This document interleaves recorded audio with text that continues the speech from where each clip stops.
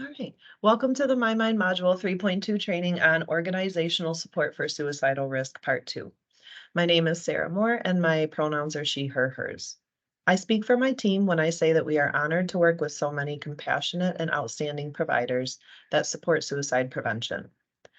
Today's training is a continuation of Module 3.1, which we provided zero suicide recommendations for screening, assessment, and lethal means counseling and removal for suicide prevention. We appreciated the questions and feedback that you provided, and we want to continue to support you the best we can. Thank you for what you do. This is the agenda for the training today. We'll start with a quick icebreaker. We're going to do a quick recap of Module 3.1 and the tools available in the MyMind Partner portal. Just a reminder, if you haven't got to check those out, go ahead and look those up on the document library in the MyMind Partner portal. Next, we'll discuss what a care pathway is and how we can strengthen care pathways in our own offices and systems and beyond to better support suicide prevention. We provided our recommended care pathway, but we also want to start to get you thinking about your clinic suicide prevention practices and protocols and begin to visualize your own care pathway. During the risk assessment pilot portion of today's training, we'll segue into planning your first risk assessment pilot for suicide prevention. I'll provide some brief information and resources on quality improvement, and we'll watch a quick video. Then I will discuss what to expect for the first assignment. Lastly, we will go over tools, next steps, and things we want you to walk away with, including references. And we should have some time at the end. All right, so just a quick icebreaker. Just want you to think about something that you're thankful for today. This is a nice intervention you can use with patients. Maybe just giving them the suggestion of thinking or writing down 3 to 5 things that they're thankful for every day and just trying to be creative about it so that you don't name the same things all the time. But yeah, today I am very thankful for my coworkers. First, we will do a quick recap of Module 3.1 topics on screening for suicide prevention, zero suicide risk assessment, and lethal means counseling and removal. So my mind recommends screening patients for suicide risk at every patient encounter. We know that this can feel like a big ask for clinics that are not screening or doing these less often. The goal is that there will be a cultural shift towards suicide prevention. Leadership and site champions have already started to introduce zero suicide guidelines, including recommendations and My Mind tools to their teams, and have started talking more about integrating suicide preventions strategies into clinic processes. So good job. It's important to remember that suicide prevention is everyone's job. So everyone in the healthcare system plays a role and has a part in reducing suicide. The MyMind CQI and PO leadership will support the site champions in strengthening care pathways for suicide prevention using the two-pronged approach connecting primary care and behavioral health. Putting universal screening measures in place can help identify individuals that need further intervention, and we discuss this being important in both primary care and the behavioral health setting. Completing a comprehensive suicide risk assessment is the job of the behavioral health provider, as the therapist or behavioral health care manager, or BHCM, can shift their normal biopsychosocial assessment to include questions about risk and protective factors. We do suggest that primary care providers screen for immediate danger, so asking about plan and intent and access to lethal means, as well as assessing the patient's past and current substance use. We do not expect primary care to assess risk and protective factors fully, but to more so be aware of these and recognize that what factors might put the patient at increased risk for suicide. This will help the provider decide what level of intervention is needed based on the level of risk and how the provider can help modify the risk by adding protective factors. Document all steps taken towards suicide prevention in the patient's chart for you to review later if needed, and also for other providers to review and be aware of as well. Always communicate with other care providers to promote patient safety and continuity of care using a warm handoff. We are hoping that these are looking more like warm handshakes, in which providers across primary care and behavioral health can truly collaborate on patient care. Lethal means counseling involves having collaborative conversations with patients about access to lethal means, including stashes of medication and firearms. This also includes anything that a patient mentions they have thought of using to try to kill themselves. We know that a provider cannot suggest taking every possible access to lethal means away, but it is important that providers ask about specific plans for this reason and involve loved ones to support removing means and securing the environment. Keep in mind that access to means can extend outside the home, so ask about access in general, both outside the home and inside. It's good to have a standard phrase related to lethal means. Having a standard phrase to talk to patients can help keep any personal bias from showing through and is especially important for people who have children in the home. Having these conversations support suicide prevention, child safety, and preventing homicide and violence or other violence risks. For people or youth who have firearms in the home that is not theirs, ask more questions about firearm knowledge, placement, and others who could be in danger in the home. Involve support people to confirm safety or talk to parents or guardians, and always get a signed consent to speak with the patient support person if possible.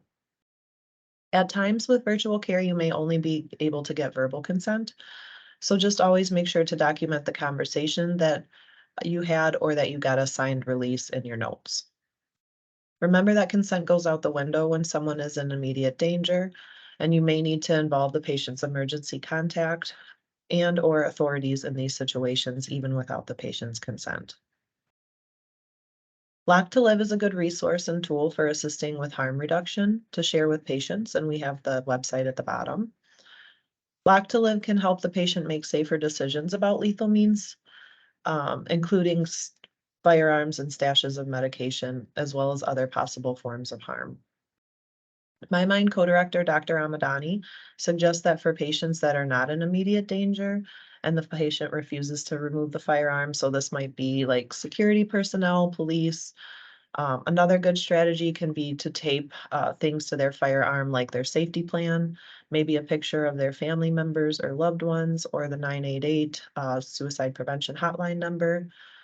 Possibly even the handout from the My Mind Partner portal called If You Are Thinking About Suicide, Read This First.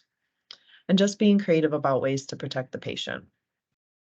This is a strategy that can also be used for other lethal means, like taping something to a medication cabinet, like their safety plan. And of course, we always suggest using a gun safe and maybe even a safe for medication if needed. Here we have a list of tools that are available on the My Mind Partner portal that go along with Module 3.1 for you to check out. I have added others, including safety plan template and some patient resources for patient self-management that we'll talk about more in the upcoming training. However, I know that we have already talked about safety planning and some of you may already be doing this and using these in your practices or wanting these tools. So check these out before the 4.0 training and they are on the partner portal. In our Module 3.1 training, we also provided recommendations for scenarios for patients with active or passive suicidal ideation and started talking about care pathways for suicide prevention. Today, we are going to discuss what a care pathway is and how you can start to formulate a care pathway for suicide prevention or strengthen the suicide prevention care pathway at your site. Dr. Amadani states that a care pathway is the journey that a patient takes when accessing the healthcare system. Van Echt et al. Define the term care pathway or pathway in healthcare as follows. A care pathway is a complex intervention for the mutual decision-making and organization of care processes for a well-defined group of patients during a well-defined period. Defining characteristics of care pathways include an explicit statement of goals and key elements of care based on evidence-based practice, the patient's expectations, and their characteristics. It also includes coordination of care process by coordinating the roles and sequencing the activities of the multidisciplinary team, the patients, and their relatives or support people. So what is a suicide prevention care pathway? The suicide prevention care pathway is an intervention and visualization of a patient's journey in the healthcare system that begins with the patient being screened for suicide risk in primary care and behavioral health settings and provides recommendations for next steps for the patient and providers involved.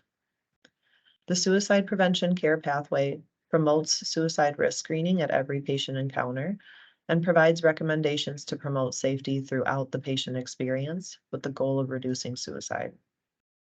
Supports the care team with guidance on best practices and next steps related to the patient's suicide screening.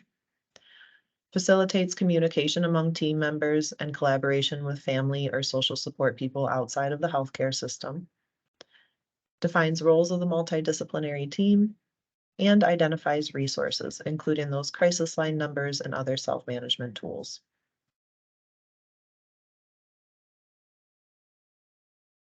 In our initiative, primary care patients enter the zero suicide care pathway at the point of population-based depression screening, such as the PHQ-9. Patients receiving mental health specialty care enter the pathway via routine depression and/or suicide risk severity screening and assessment.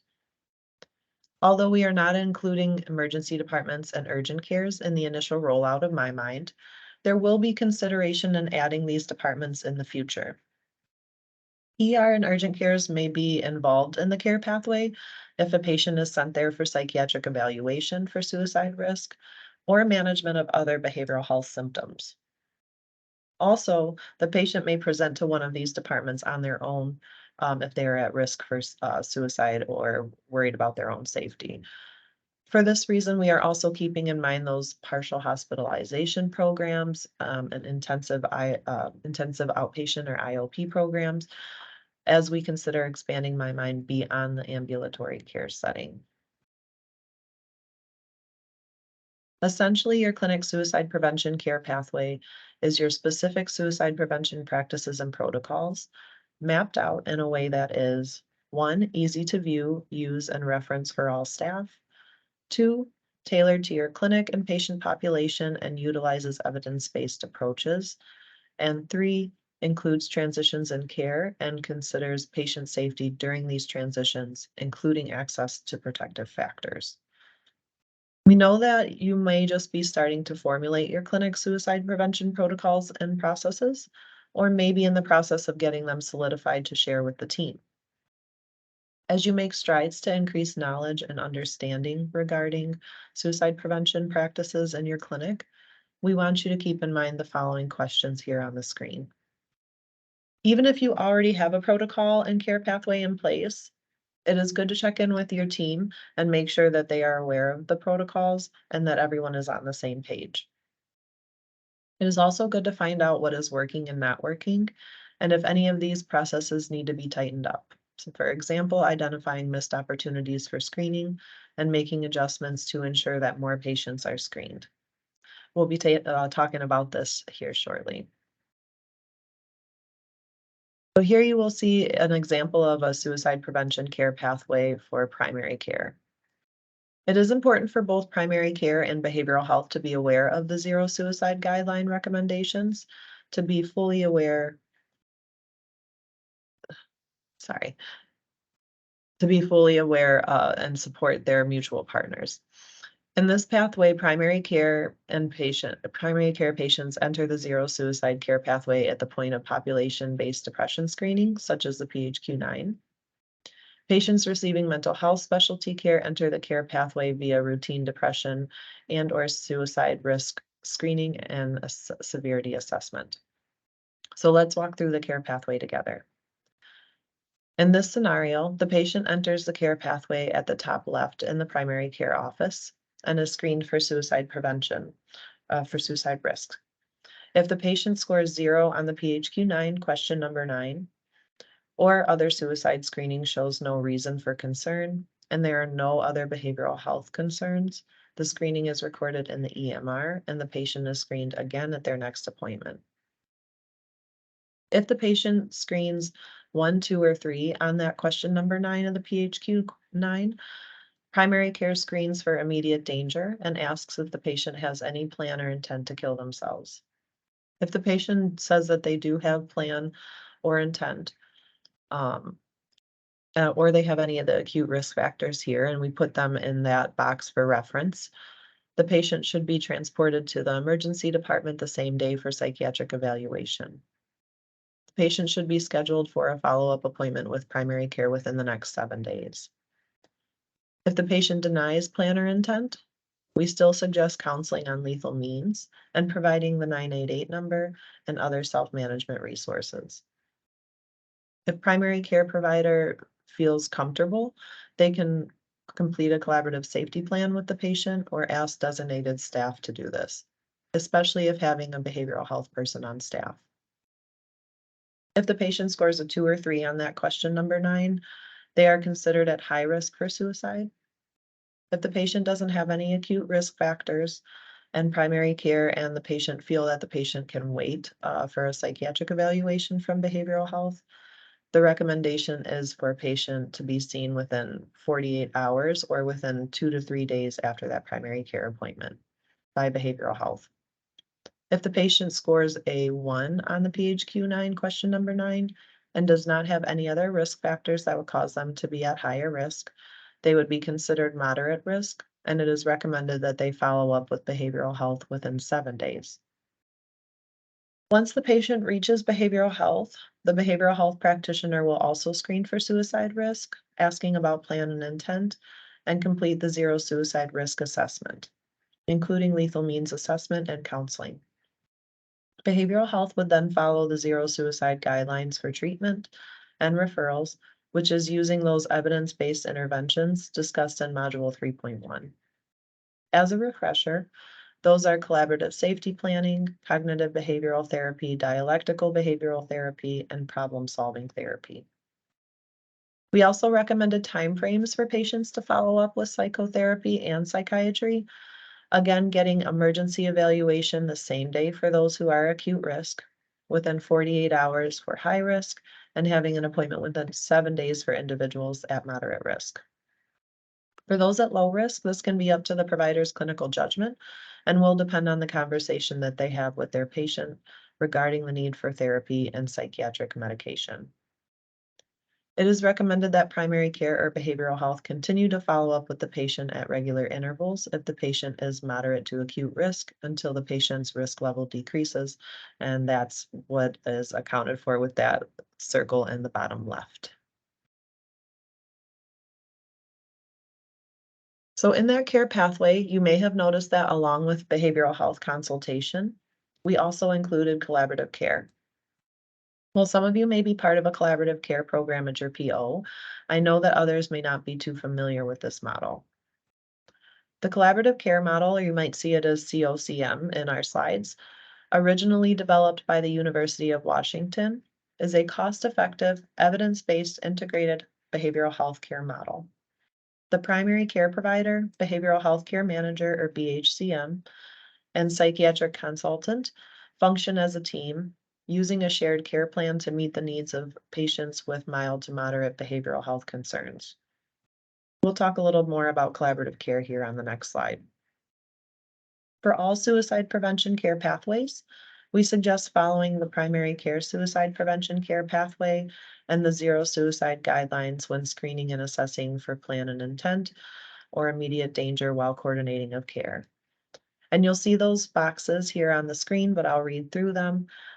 So zero suicide guidelines, when we're referencing them in this training, are monitoring patient environment in the clinic, screening and assessing for plan and intent or immediate danger while coordinating care, safety planning, lethal means counseling and possible removal, involving support people or support person, and providing resources and self-management tools. If the patient is not currently in behavioral health care, follow those zero suicide guidelines and refer to your PO or health systems collaborative care or behavioral health provider. If you don't have collaborative care or behavioral health, follow that recommended pathway and zero suicide guidelines and schedule a follow-up with primary care within 1 week. So why leverage collaborative care? In this model, the behavioral health care manager sees the patient, and instead of the patient meeting directly with the psychiatrist, the BHCM consults the psychiatrist and the psychiatrist makes a recommendation to support primary care, the BHCM, and the patient with pharmacotherapy. This can often help meet those timeframes recommended on the prior slide, as instead of seeing 1 to 2 patients in an hour, the psychiatrist can consult on multiple patients with the BHCM and works very closely with them and the primary care provider. It is a short-term treatment program that brings together primary care and behavioral health to treat patients with mild to moderate behavioral health symptoms. And collaborative care programs tend to have quick access to appointments and rapid access to psychiatric consults. For this reason, we recommended leveraging collaborative care to complete the risk assessment and bridge care if there is no immediate access to traditional behavioral health services. We wanted to give some recommendations for a few different scenarios here, as we know that you may encounter patients who are already in behavioral health care, both at your PO or health system, as well as those who have behavioral health providers outside of your system. The following recommendations are for patients who are established within behavioral health, with behavioral health care within your system or your PO. So for follow-up after a PHQ-9 question number 9 positive screen, primary care or clinic staff should alert the behavioral health provider through the EMR or a phone call. They would then confirm that the behavioral health provider can follow up with the patient in accordance with those zero suicide guideline timeframes, even if this is a phone check-in, especially if they have rapport built with the patient. Maybe the behavioral health provider's schedule is jam-packed for the next week or two, but they could at least give them a call, do a safety assessment, and discuss what's going on with the patient. If the provider is unable to follow up within that recommended time, we suggest referring to collaborative care for assessment and interim. If you don't have access to collaborative care, follow the recommended zero suicide guidelines and schedule an appointment within 1 week with primary care. If the behavioral health provider is unable to follow up, when they're in your system, you can coordinate with your behavioral health department to learn if there is a covering provider who can check in with the patient in interim. So for example, if their behavioral health provider is out on medical leave or not able to follow up within those 1 to 2 weeks. Recommendations for follow-up after a positive PHQ-9 question number 9 screen for patients established in behavioral health care outside of your PO or health system would include primary care or clinic staff obtaining a consent to contact that behavioral health provider. Make a call to the behavioral health provider and confirm that they can follow up with the patient in accordance with those zero suicide guideline timeframes. Again, even if this is making a call. If the behavioral health provider is unable to follow up within that recommended time, we suggest referring to collaborative care for assessment and interim. And again, if you don't have collaborative care, follow those zero suicide guidelines and schedule a primary care appointment within 1 week. It is recommended in both of these situations that primary care and behavioral health will have ongoing discussions regarding patient care and will continue to partner for best outcomes for patients. This is also true for psychiatrists seeing the patient separately, therapist and psychiatrist.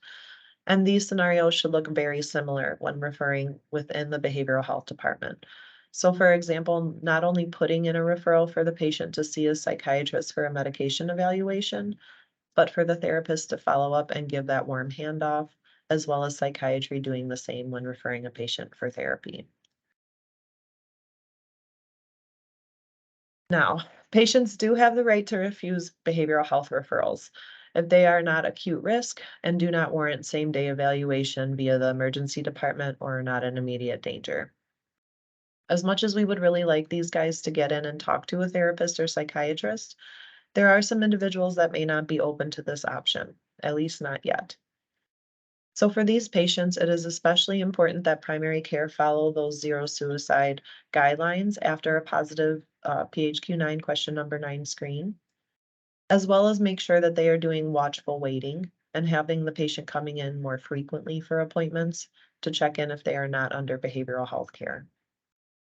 We do suggest that if a patient scores a 1 on the PHQ-9 question number 9, that primary care considers a call to their collaborative care behavioral health partners for a quick consult. And if the patient scores a 2 or 3 on that question number 9 without plan and intent, we strongly recommend a call to your collaborative care or behavioral health partners for any support and recommendations with that patient. Quick reminder here for our behavioral health partners. Behavioral health will be following zero suicide guidelines for screening as well and creating their own care pathway. If the patient is being referred from primary care, after primary care provides the warm handoff, behavioral health will be completing a comprehensive risk assessment with the patient. This will include assessment of risk and protective factors, history of and current substance use and access to lethal means. And this will help the behavioral health provider deem appropriate level of care needed and appropriate referrals to make. Zero suicide guidelines also recommend that behavioral health provide lethal means counseling and reduction, self-management tools, and community resources, and involve the patient's social support system or bring in a family member or loved one for support. Providing a caring follow-up, including a letter in the mail, a message, or a call, is also recommended for any patient with suicidal ideation. As per the research, these follow-ups after an appointment can reduce risk of suicide. We also know that working across multidisciplinary teams has been proven to reduce suicide risk. So always be sure to update the patient's care team and include the primary care provider, psychiatrist, therapist, or case manager if there are any important updates related to suicidality and patient safety. So now that you are more familiar with the suicide prevention care pathway and you have some examples of care pathway recommendations, let's bring it full circle and start to talk about how MyMind can support you to strengthen your current care pathway or clinic processes and protocols to be more supportive of suicide prevention. We'll now just transition to discussing the risk assessment pilot. In Module 3, we discussed how we use the PHQ-9 as our gold standard of care for suicide prevention screening. The PHQ-9 is valid for 2 weeks prior to screening. Therefore, we are asking that each site champion support their team with completing a 2-week pilot at their clinic. So who will be involved? Site champions will collaborate with clinic staff to implement a change in processes to promote identifying patients at higher risk for suicide. Complete a 1-page PDSA form and turn that into us through the partner portal. So what are we asking? MyMind wants you to start screening patients to identify risk. So for example, using that PHQ-9 or even a PHQ-3 for every patient appointment, working towards that.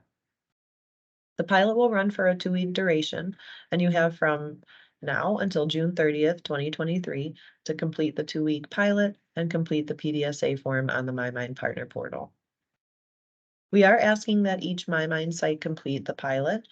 This can be done for virtual or in-person appointments. And why are we suggesting this? Because running a pilot or a PDSA cycle can help test a change. Site champions and their teams are likely to test several different changes or complete several different cycles before deciding to implement a change more widely. Some of you may be familiar with the Plan, Do, Study, Act or PDSA cycle, so you'll be getting a quick little refresher on this today. For those of you that are not, PDSA cycle is a test of change in processes and procedures. First, plan the change that you want to test, including a plan for collecting data. In the second step, you do what you planned. Run the test on a small scale. Next, study or analyze the results and compare them to your predictions. And finally, in the last step, you act. Make a decision based on what you learned from the test. Will you adapt the change, revise the test, or abandon this test and start fresh? Then the cycle starts all over and you start to plan for the next steps. Due to tests being run on a very small scale, it usually takes multiple small tests of PDSA cycles prior to making big changes in a clinic, department, or healthcare system. So I gave you my rough introduction to PDSA cycles. I'll let Mike from the Institute for Healthcare Improvement, or IHI, give you a little more background on quality improvement and PDSA cycles. IHI has some really good resources for supporting quality improvement using the PDSA cycle. So we actually added their website to our helpful links page in the My Mind Partner portal. So check that out when you get a chance. And let me share that with you.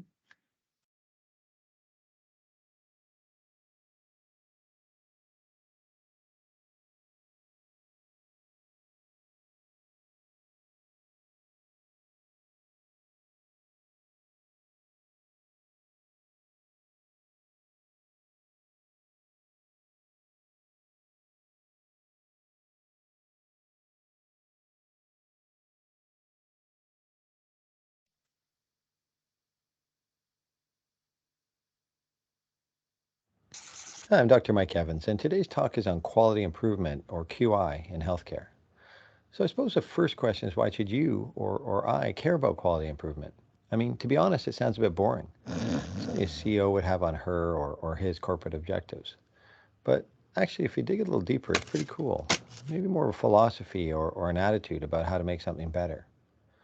And now that I think about it, it's really the attitude I'm looking for in my patients. The ability and desire to tweak their habits, seeing if this change improves their life, and if it does, to try and make it standard practice. You see, for my patients to make these changes requires skills, but it's also an outlook, the humility and self-awareness to say, I've got room for improvement, the ability to gather better approaches, try them on and see if they work, and then adapt them until they do. Well, if my patients can do that, I think they deserve the same from us in the healthcare business. So I suppose the next question is, if we have the attitude, how do we actually improve? How do we use QI to make care better? Well, the improvement business has been around for a while. Organizations like Toyota and Bell Labs and leaders like Walter Schubert, W. Edwards Deming, and Joseph Juran polished and simplified the science of improvement. And then along came a pediatrician named Don Berwick, and he wondered if we could translate the science of building better cars or electronics to healthcare. Dr. Berwick also wondered if there were lessons about systems we could learn from the kids he saw in his clinic. The systems thinker is a perpetually curious person who never thinks they have the whole answer, but is always willing to know what the next step to take is. If you watch a child, you'll see this happen. Children in their growth and development are innately systems thinkers. They're always trying the next thing.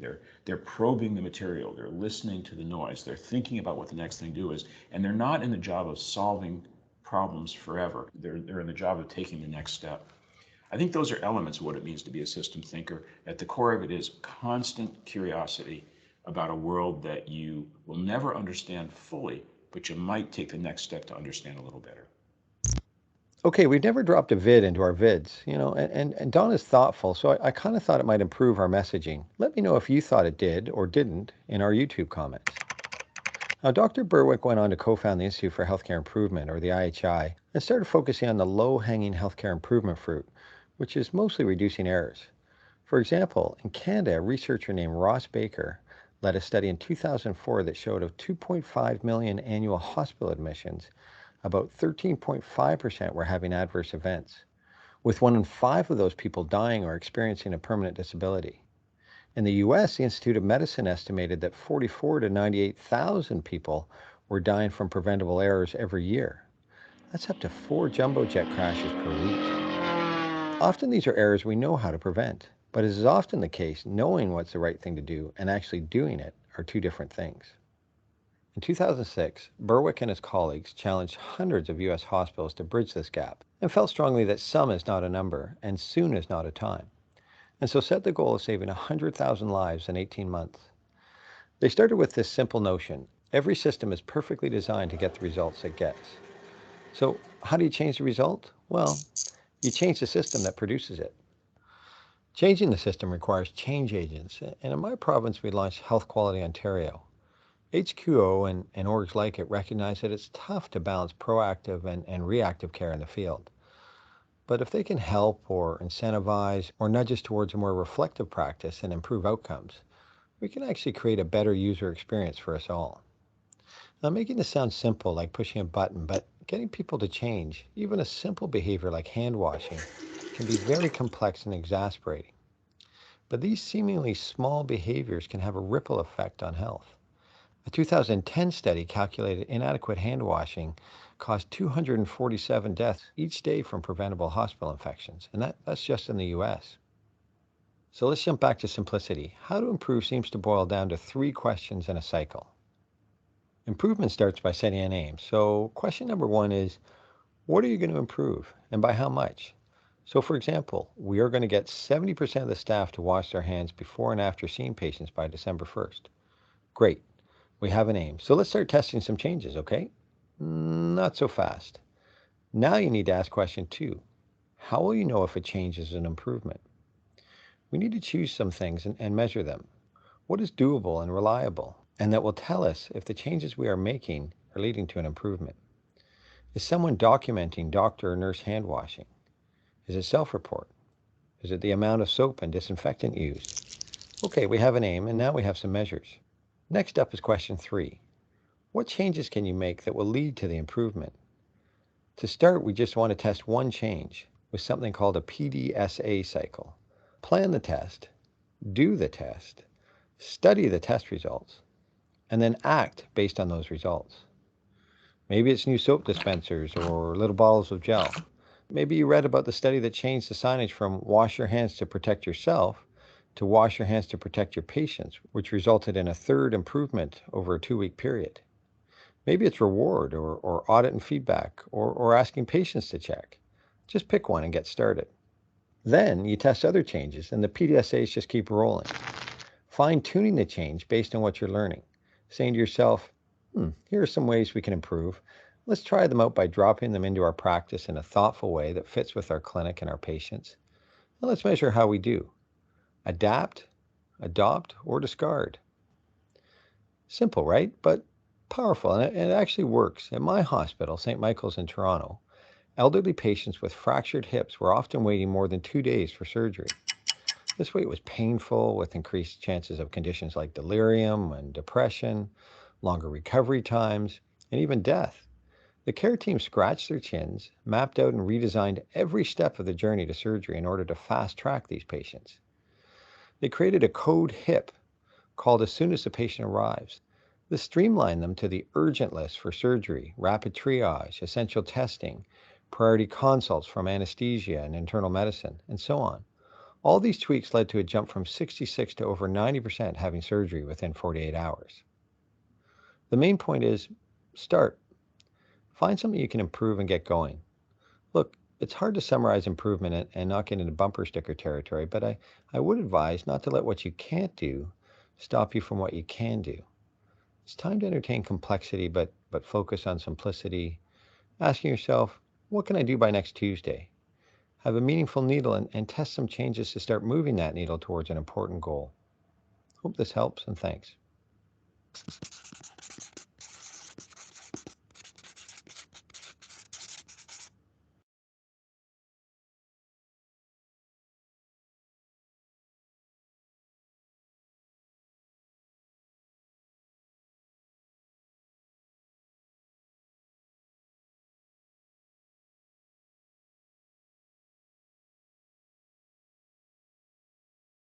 All right, so now you know a little more about the PDSA cycle and what we will be asking you for this upcoming risk assessment pilot.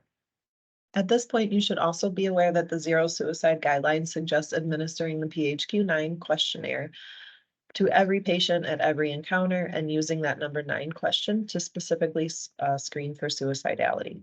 Every patient, every time, right? So next we start at baseline. Consider, are you or other providers in your clinic screening for suicide risk? What is a small change that you can test to work toward improving screening efforts in the clinic setting? I provided a couple of examples here to get you thinking. We have some different variations, including support staff using the PHQ-3 or PHQ-9, or even some other kind of screening, including providers asking about history of or current suicidal ideation. You have room to be flexible here, and we really want you to consider what is feasible for the clinic and staff that you're at, for the clinic you're at and the staff you work with. Remember, you are implementing a small change on a small scale to start. So the couple of examples we have here are MAs or front desk staff pass out the PHQ-9 for every patient appointment for 2 weeks, and the provider or nurse follows up during the appointment if question number 9 is higher than 0.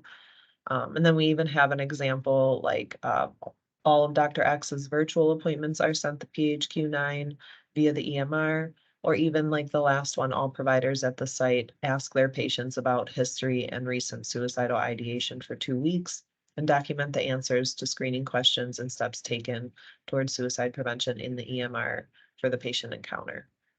So a couple different examples there. There are some important questions to ask prior to starting your site's 2-week pilot. Start by forming a goal related to screening for suicide risk. When starting a project, it is helpful to get a SMART goal or to set a SMART goal. SMART stands for specific, measurable, attainable, relevant, and time-bound. Specific means the goal is clearly stated.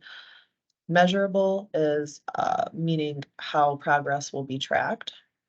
Attainable means that the goal can be reached in the allotted amount of time and is feasible for the clinic. Relevant meaning goals are relevant to the outcome that you want to achieve, and time-bound meaning goals will be completed within a certain time frame.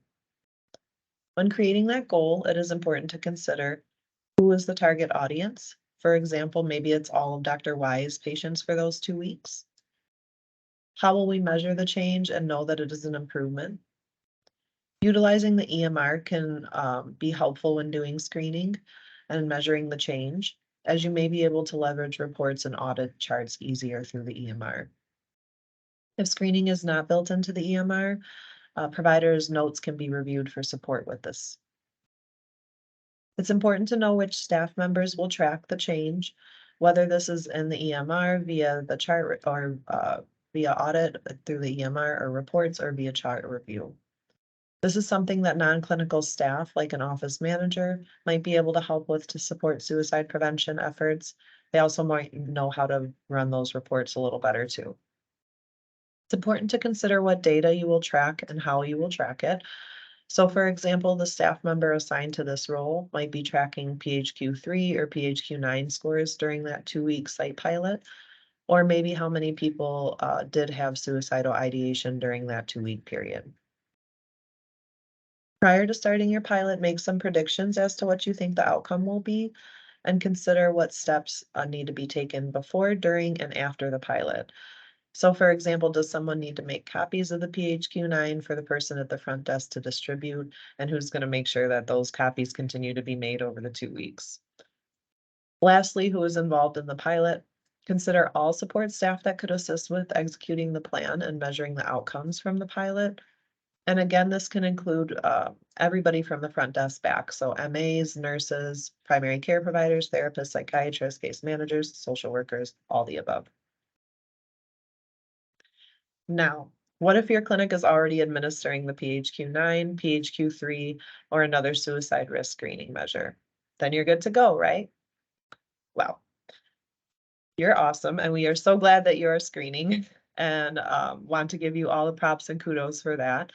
But we're not going to let you off that easy. We do want you to consider any opportunities for improvement in your site suicide risk screening practices or protocols.